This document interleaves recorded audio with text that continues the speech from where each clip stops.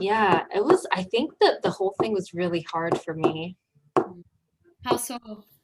Well, I think preparing for it, I think anticipating and preparing for it, because I knew there was no way for it to not be an emotional and like transformative event, you know, and even like in selecting the people who I wanted to be there Mm, was really hard, you know, because it's like they're going to witness something really, you know, deep, like like my naked self, you know, like everything. I'm my most vulnerable self and open self, and you know, am I ready for people to see me like that? And coming up to it, I was just like, um, I don't know, I kind of pumping myself, like I really didn't want to break down, and I had broken down while I was preparing for it the entire time,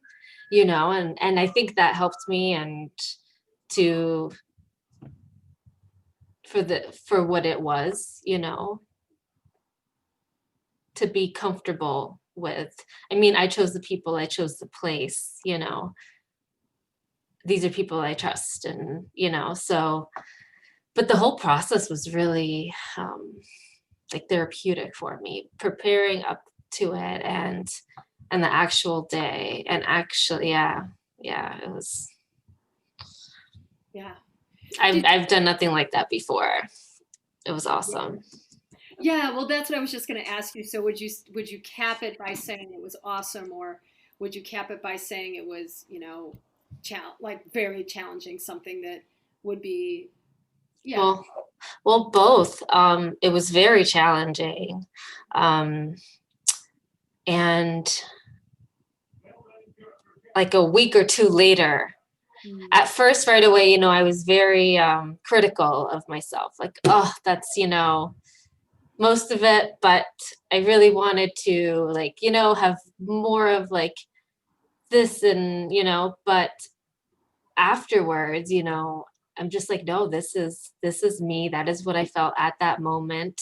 You know, while I was dancing, it felt amazing, yeah, you know, and I just, it took me a while to kind of accept it as it was and be happy with it. But I was eventually, you know, and yeah, I think what helped was having all that support, you know, of people that are near and dear, um, and in a special place, you know, to Brian and I. So mm, it was just, oh my gosh, like a good way of kind of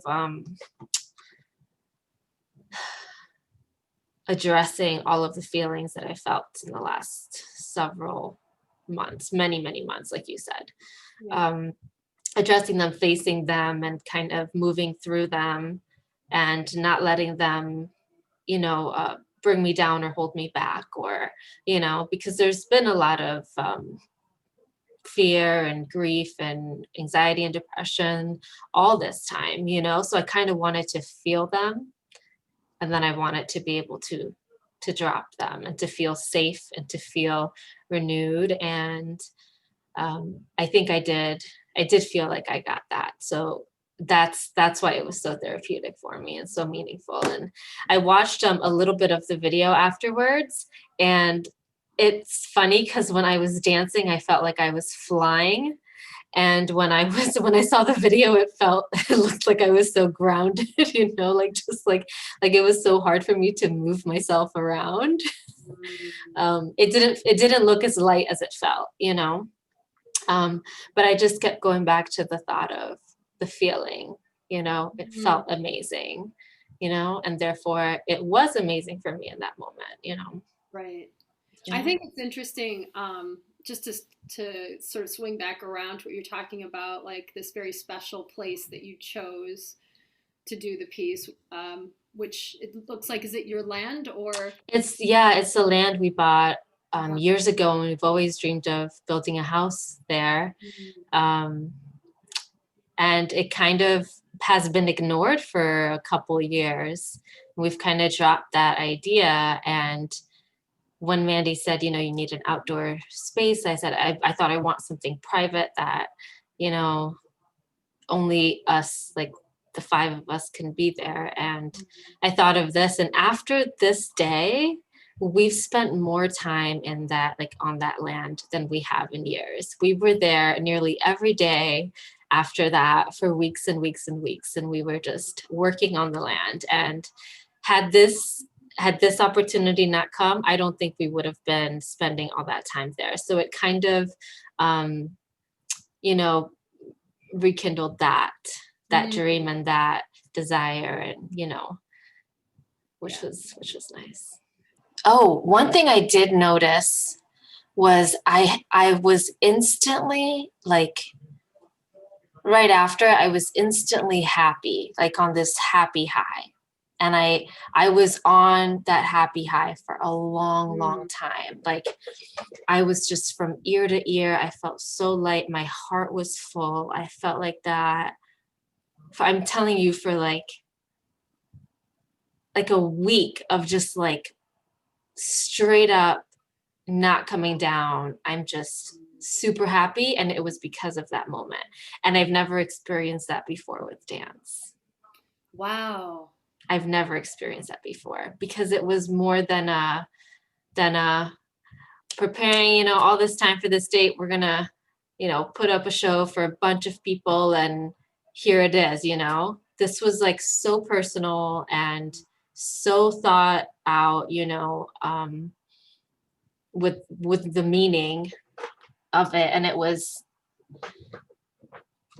just like 100% me and what I was going through and feeling, and being open and vulnerable, and having the people, like this, everything, I was, the release, just like, I texted Mandy, I think the next day, I'm like, I'm so happy. I haven't felt this happy in such a long time. And, it's hard to feel happy for any length of time when you're in the middle of all of this. Yeah. So I do remember that. And that was, yeah. And I also, it was dancing in such an open space where, there's, the stage is so big. Like, you were in a smaller enclosed space, and that must have felt different than just, than open all around you. The walls go up to the sky, there are no walls. And that made it challenging in a way that I was like, oh, I wish I was dancing in a box instead of, had all this space. So then I kind of was like, no, you need to focus in like creating that box around you then, Yeah. When I was entering adulthood, and I felt like society was telling me, you need to leave dance behind. This is that, that's for your youth and your college and teenage years and, childhood. And I felt like it was just starting in my life. And I felt like I couldn't, I'm like, I can't just do it casually, or, not do it and follow a different career path, and there was all this pressure, and it felt like I was breaking up with myself. It was heartbreaking to like, part of me was like, you have to do it, Indira. There's no space for dance in the real world, in your world. Like, there's no room for it. You don't have the support. There's, and I had to fight for it. I had to fight to keep it at whatever degree I had it, whether it was just me in my spaces in my home, and eventually in this community, in Ithaca. And it was really hard. And I would look at my peers, and they, they went to college, they danced successfully, they, did all this great stuff. And then they just dropped it, and they followed their career paths, and, built their families. And I just thought, how could they do it? I can't. Why can't I do that? Why can't I just, just move on?